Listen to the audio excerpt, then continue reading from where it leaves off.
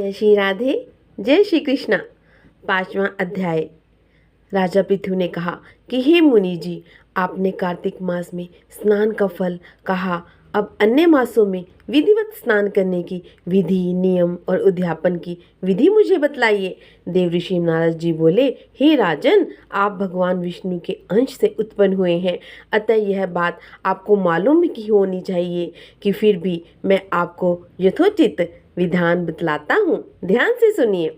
आश्विन मास में शुक्ल पक्ष की एकादशी से कार्तिक के व्रत करने चाहिए और सुबह ब्रह्म मुहूर्त में उठ के जल का पात्र लेकर गांव से बाहर पूर्व या उत्तर दिशा में जाएं और दिन में अथवा शाम को कान पर जनेऊ धारण कर पृथ्वी पर घास बिछा के सिर के कपड़े से ढककर मुंह को बलपूर्वक भली भांति बंद करके थूक व सांस को रोककर मल व मूत्र का त्याग करने के पश्चात व जल से भली भांति अपने गुप्त अंगों को धोवें।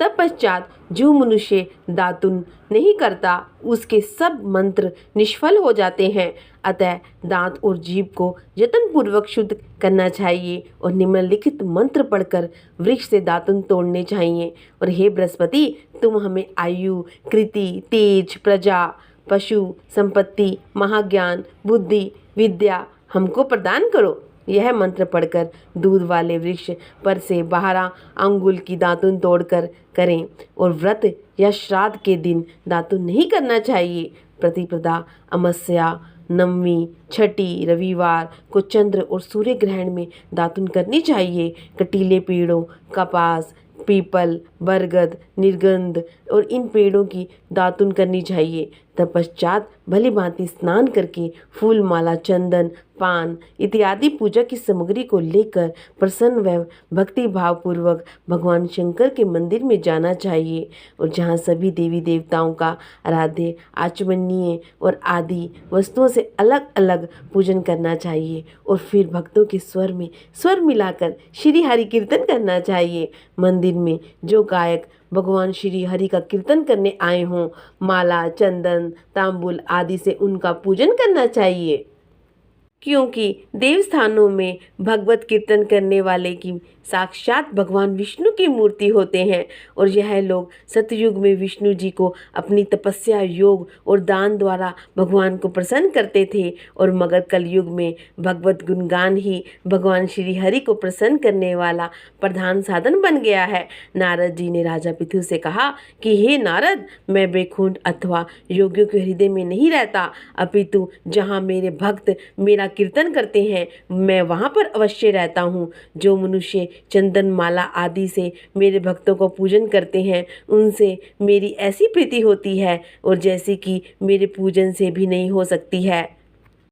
धतूरा, गिरजा, चमेली, केसर और कंदार, कटहल के फूलों व अक्षतों से भगवान विष्णु की पूजा नहीं करनी चाहिए। अटहल, कंद, गिरीश, जूहू, मालती और केवड़ा के पुष्पों से भगवान शंकर की पूजा नहीं करनी चाहिए। लक्ष्मी के इच्छुक पुरुषों को तुलसी पात्र से सूर्य नारायण की पूजा नहीं करनी चाहिए और जिन देवताओं की पूजा में जो फूल आवश्यक है उन्हीं से उनका पूजन करें। पूजन समाप्त करने के पश्चात भगवान से क्षमा प्रार्थना करनी चाहिए।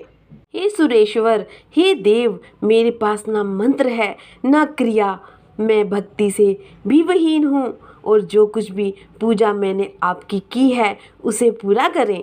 ऐसी प्रार्थना करने के बाद दंडवत प्रणाम दो व क्षमा प्रार्थना करके भगवत कीर्तन करना चाहिए, श्री हरि की कथा सुननी चाहिए, प्रसाद ग्रहण करना चाहिए और इस तरह बताई हुई विधि के अनुसार जो मनुष्य कार्तिक व्रत व अनुष्ठान करते हैं वह संसार के सभी सुखों को भोगते हुए अंत में मुक्ति को प्राप्त होते हैं। जय श्री राधे, जय श्री कृष्णा।